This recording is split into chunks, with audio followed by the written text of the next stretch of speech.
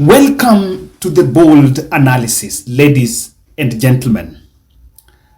For the last 2 days, or rather 3 days, Gachagua has been conducting rallies in the counties of central Kenya.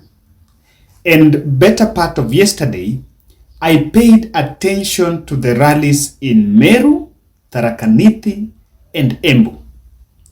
Now, those 3 areas were very strategic for me because of one.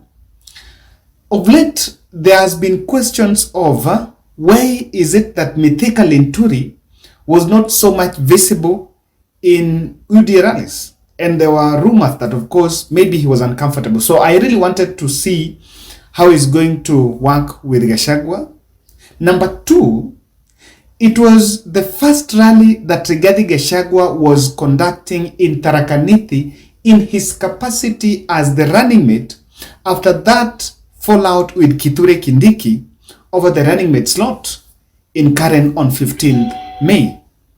I am one person who it is in public domain that Kindiki won on that secret voting on who was to be deputy president's running mate. So that is something that is in public domain. The reception was good, and we have to say the truth. The reception was good, and I think the mob team that mobilized, they mobilized well, despite the fact that there were some hiccups here and there. When he was in Meru, he traversed, I think, somewhere around Maua, and around in that Maua, his media team, or rather the Kenya Kwanza media team, had briefed Meru TV and a host of reporters to wait for Gachagua because Gachagua was supposed to make a stopover in Maua town. Now, in that place, instead of making that stopover, immediately he arrived there. I understand later on, because I was speaking to one of the Meru reporters, that he did not see a huge crowd and he just crossed and he just passed by. Did not even come out to wave, did not address, despite the fact that some area MCA there, who was my high school, my college, my college mate, is vying for an MCA seat there. Someone called Cleophas was telling me that he had already organized, because he's a member of UDA, they had already organized some group, but they didn't have a big number because it was also very difficult. People were saying they're not going to attend that rally. And he had just to cross over. Then these reporters opted then to speak to the residents there. And those residents really spoke passionately about Gachagua. And they were like, why did Gachagua stop there? Now, I want you to watch that bit because they're pointing out to very critical issues as far as Gachagua's candidature is concerned. Leo siku ya leo tumeshangaa. Mimi jina langu naitwa Florence Karia. Sialenda turanda na Buruti Market. Bwana Kasawa, deputy president wa Bwana Ruto, ametutangaza watu wa Embu South. Meru amekuja Embu South akapita kama yule mtu anapita kwenda kunywa maji. Tumeshangaa sana juu ya Kasawa. Tafadhali Bwana Kasawa, kama ungekuwa ndume ya kawaida na deputy president, ungesimamisha ngari, ungesikiza wananchi wakubwa kwa wandogo, ungetusalimia kwa jumla. Moto wa nyumba umetupita na leo tumekasirishwa na wewe. Hata eri hata Kindiki jameni, kama Kindiki angechukua hii kiti, angetuongeleza vizuri, angeongea mpaka bila anaongeanga na tungesikizana. Lakini wewe mwana wetu MP Paulo Mwirigi alikuwa wapi? Na kwa nini hakuwa kwa mlolongo Gachagua? Hiyo ni swali na kuuliza. Kwa nini mwana wetu hakuwa pamoja na wewe? Umemtupa wapi? Umetupa Bwana Mwirigi wapi? Na hata Kirengo. Wambunge wetu wote kwa nini hawakuwa kwa mlolongo wa leo? Mimi naambia Bwana Gachagua, mimi naitwa Mongera, mimi ni chama ni wa Miraka Siongo huko, na mimi niko na usuni kubwa sana leo kwa sababu deputy president mwenye alipikiwa na Ruto. Na ni kama Ruto tu alikuwa anamkataa. Kwa sababu sasa kama Ruto nilikuwa naona anaambiwa amchague, alikuja kumpiki usiku. kutoka asubuhi watu walianza kulalamika na naona ni kasoro tu alikuwa anaona jamaa yako na mpango mwingine ya kando, kwa sababu Ruto alilazimisha huyu mtu hakukuwa anamtaka. Mwenye alikuwa anataka ni nani? Kindiki. Kwa sababu Kindiki ndiye mtu amesoma, ndiye angejua kuinua hii Kenya yetu na kuendesha hii Kenya yetu mzuri, aifikishe mahali nataka kwenda. Ule jamaa alisindikizwa kwa sababu ya pesa. Ruto alikuwa anamkataa kwa sababu hata kura hawana, masomo hana, hakuna kitu ambaye ako naye ya kufaa kuwa deputy president.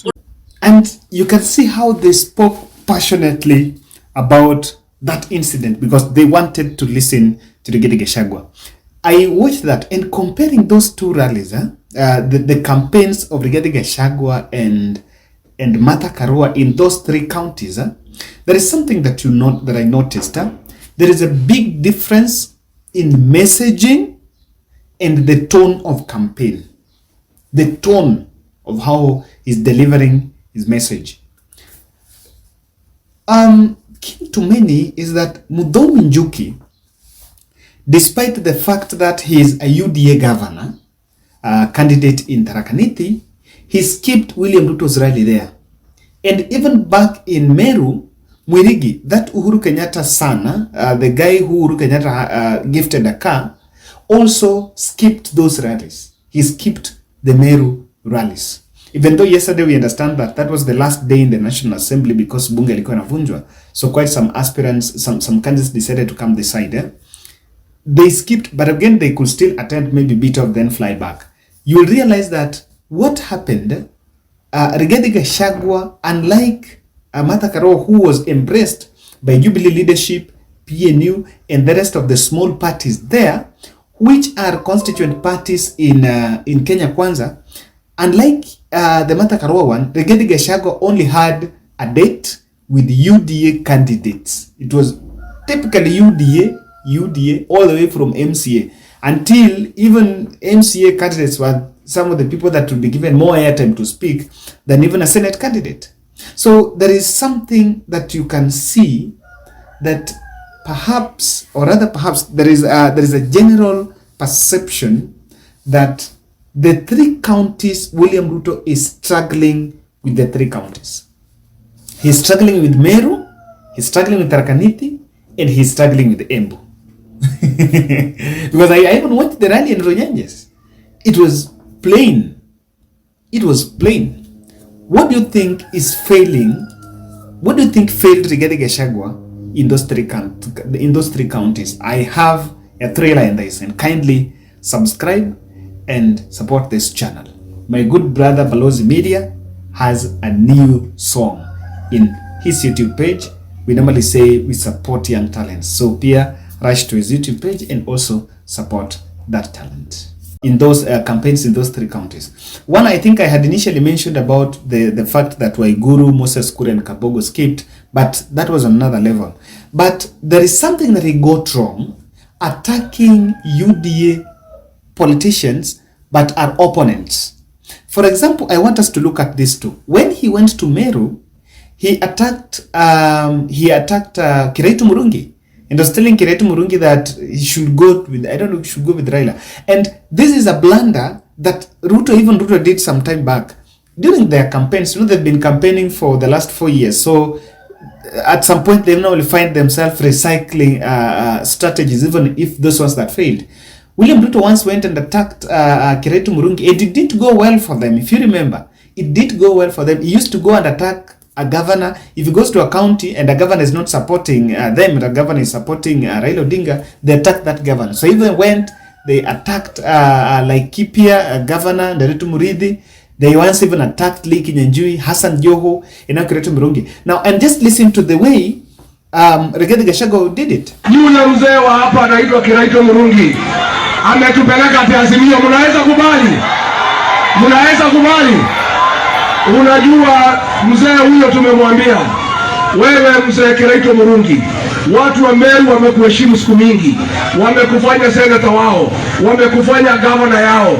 Asanti kwa hawa watu, unasema ni kuwapeleka kwa mzee ya miaka 80, mzee akitendawili. Hiyo ni kukosea watu ya Meru heshima, si kweli? Si ni kweli? Tunamwambia huyu mzee Kiraitu Kama umeshindwa kukaa hapa Meru, unasikia unataka mambo ya mzee akitendawili, mshikane na yeye moja kwa moja, muende kwao huko Bondo. But ladies and gentlemen, Kiraitu Murungi is the sitting governor of Meru.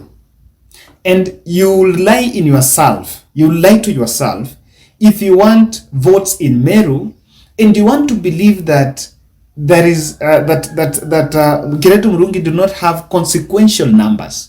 If you look at that, the approach that Martha Karua was giving it, she never attacked anyone, despite the fact that there were candidates all over. There were UDA candidates in those counties, but she never went and said, in fact, she says that when she goes to the counties, she says that huko juu tupigeni kura, but hapa chini vote for the best person, the leader that you know is going to deliver to you. So that was unwarranted. And now what is going to happen is that immediately steps out, he leaves the county, the governor is going to plan and the campaign Deputy President William Ruto. The same blunder happened when he went to Runyenjes, where Runyenjes is in Embu, and Embu, the Embu County, they have Cecil Mbarire that is facing off with Lenny Kivuti. Lenny Kivuti was the senator, I think was won through UDA, won through Jubilee Party, and these are veteran politicians. Honestly, you cannot compare Lenny Kivuti and Rigathi Gachagua. Rigathi Gachagua is a first-time member of parliament. Kiraitu Murungi has been in politics, I don't know for how many years. Rigathi Gachagua was just elected the other day. So this kind of approach, and just listen to even the one that when he attacked Lenny Kivuti. If you keen, you will realize that it was the same words used against the two politicians. Listen to that. Wewe Lenny Kivuti, uheshimu watu wa Embu. Watu wa Embu walikuchagua senator. Ulikuwa ungojee nafasi yako, ukakuwa na tamaa, ukataka kuja kunyang'anya watu kiti ya gavana. Sasa kuliko wewe ushukuru watu wa Embu, umechukua watu wa Embu ati wapeleke kwa kitendawili kwa Azimio. Wewe bwana Kivuti, tunakuambia kama wewe umechoka kukaa hapa Embu, tutakuweka kwa huru pale pamoja na kitendawili muende mpaka Bondo. Tunakubaliana. Kivuti aende. I find that a poor strategy. The opponent of Rigathi Gachagua in Mount Kenya is Martha Karua. And the opponent of William Ruto is Raila Odinga. So if Rigathi Gachagua, yes, I know he cannot attack Martha Karua for some obvious reasons. But then he should just play the national politics. Instead of attacking Lenny Kivuti and rather Kiraitu Murungi, that role he should abdicate it to the opponents. In Meru, let Mithika and Lituri attack Kiraitu because that is his opponent. Let Cecil Mbarire attack Lenny Kivuti instead of him, because for him, he must play the politics of incoming deputy president. Don't play just politics for the sake of doing it. And you will realize that even the Kithure Kindiki fallout might also be working against them in Chuka, or rather in Tharaka. Why did Muthoni Njuki skip the rally?